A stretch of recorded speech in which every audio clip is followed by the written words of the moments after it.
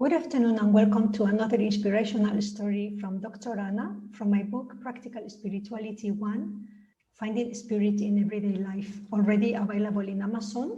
This story today is called Healing of the Heart. Have you seen the film Joshua? And this is not the first time I talk about a film with a spiritual lesson. Because spirit uses any medium that you pay attention to in order to give you a message. If you listen to the radio, you will get your messages there. If you read the news, you will get your messages there. It doesn't matter to spirit what language or vocabulary you use. They will send you the coded message that you will need to decode in your own mind with your own skills. For me, because I relax watching films, it's always a film. There is always a story there, a lesson. Films help me focus out of myself, and I create a space for a meditative state, for listening, because mostly I'm always thinking, decoding energies, writing down my diaries, and creating, recoding, synthesizing information into these stories or posts or books or videos. I feel that the messages come with emotions, and sometimes it's the emotion that brings me the message, and it comes straight into my heart. And sometimes this brings a catharsis, a balance of energy or a release of energy. And sometimes accumulated tension is relieved, which means I release resistance and I am able to tap into yet another level of spiritual awareness. In the case of this film, Joshua is a guy who arrives at a town and starts connecting with the people, sharing with them, focusing on the things that they do. They start discovering things in common, and there is a feeling of community that starts coming up. And these people realize that to live together is not the same thing as to live in a community. Joshua teaches others by example and claims nothing for the things that are achieved. He never wants an acknowledgement or asks for an acknowledgement. He creates the catharsis, the communion, the communication, and he moves away. The people start seeing through him and they start loving him because they feel he's giving them love and acceptance, accepting them exactly as they are. So I thought, I'm going to do the same in my life. I'm going to look at the next stepping stones in building my coaching practice at the time. I wrote this in 2003. We are in 2020, December, almost 2021. It's been a long time for this work to see the light. And I realized how tough I was being with myself. I decided how many clients I wanted, how much money I would be making. I would work out what actions I must take. I decided I must call so many clients, your email list, your marketing strategies, all these external things from the outside to the inside.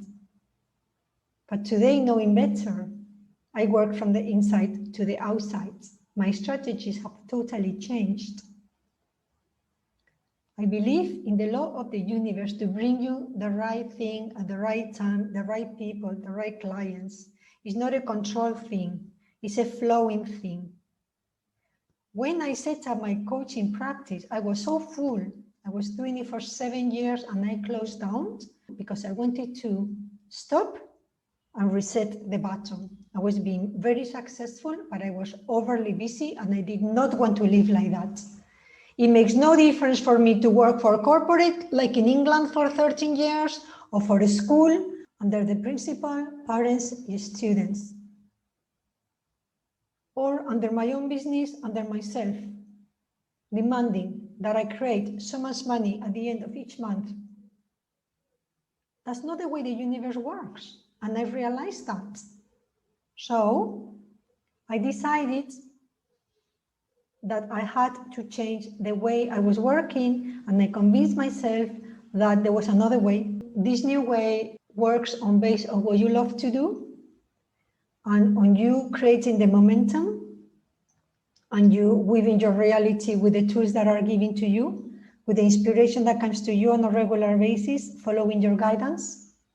The soul has got a much higher perspective of what is to come, how things are going to evolve, what is there down the road. Our ego is small, it has a limited perspective. It will tell us out of fear, you must create lists, you must engage whether you feel like it or not, you must do this, and people perceive falseness, people perceive not integrity, people sense your fear. How can you convince anybody to do something?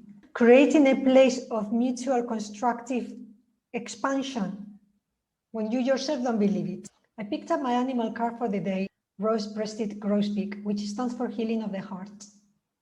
That's exactly what happened at the time. An insight, an inspiration, a realization, the knowingness that I need to trust and stop worrying. Nothing was going to happen exactly how I expected it. Yet everything happened exactly as I wished for and more.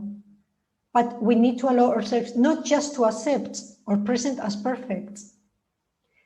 Present means present, from us to us, as a spiritual contract before we arrived into the world with specific objectives and lessons to learn. Present is also a gift from ourselves to ourselves, a gift to learn the exact lessons that we needed at the time and embrace them. Why? Because life is a school, it's a place to learn. It's really an illusion, it's not real. The soul is real. This is a setup, this is the greatest cosmic theater. It doesn't matter whether we achieve this or we achieve that. We still will move on with the frequencies and a vibrational state earned from the choices and the lessons learned here. So we'll have different colors, like a general with the medals, but nothing has changed. We're eternal. And this, we can come back as many times as we want to. Is this difficult, amazing, and an incredible way of living life and doing business? Yes, it is, but I find that more and more people are starting to do it, mainly because we know in the wisdom of our hearts that is the only way. All of a sudden, a kind of inner calm started to take me over. I couldn't stop smiling, and I haven't since. My worries yesterday seem nothing today, because Spirit guides me every moment to give me the solution that needs at each given moment. I get stuck in the computer, I get an intuition, and I find, or something finds me, or someone finds me. But it flows. It keeps opening up the path. I get there, I put my foot on the floor, and the floor appears. It's not like before I was expecting to see the floor, then put my foot on the floor. It's not like that. You got to be prepared to give the step, and then the universe appears in a maybe unexpected way. It's nothing automatic. It's nothing planned. It's synchronistic and spontaneous. We can't keep pushing. We need to allow it to happen. We can't spend our energy fighting, struggling. We need a new way of doing things. We need to become irresistibly attractive. I had known this for so long. This was 2003. I wasn't actually doing it. These were the seeds that then I followed. And today, 17 years later, I am there. And at the time I had to get ill. For a whole weekend, I was pushing myself too hard and I got a throat infection. How amazing, or voice, or truth, or integrity. It was a way for my body to tell me to rest, to take time off to meditate, to relax and allow the inspiration. And this in turn brought healing of the heart, the understanding that I needed to surrender yet one more level in order to know that the only way to become irresistibly attractive was to shift myself into a level of consciousness of not needing, needlessness, the place where I need nothing and I have everything that I feel I want, like a magician out of a hat, just by trusting the universe and trusting myself. When you're ready, that time, don't look to the future, don't look to the past. At that moment, if you're brave enough, stop longing and just look in your reality, the seed of what you're looking for. You will find it. It's always there. And today I know that ultimately the earth needs us, mankind, as much as mankind needs the earth. The planet needs our gifts to heal in the same way as we need to share these gifts so that they grow and multiply. There is an optimum way called divine timing, which will make everyone benefit from a plentiful harvest if we trust, wait, work, persist, endure, listen, and follow. And don't give up. Only then we can inspire trust and help others along the path. Teach through example, showing patience and compassion, supporting them when they are low. That is when we are speaking our truth. That is our real nature. That is when we coach others from the heart.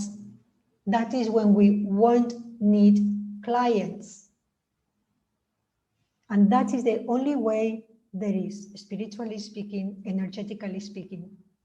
And it's quite simple, isn't it? Thank you for listening. See you next time.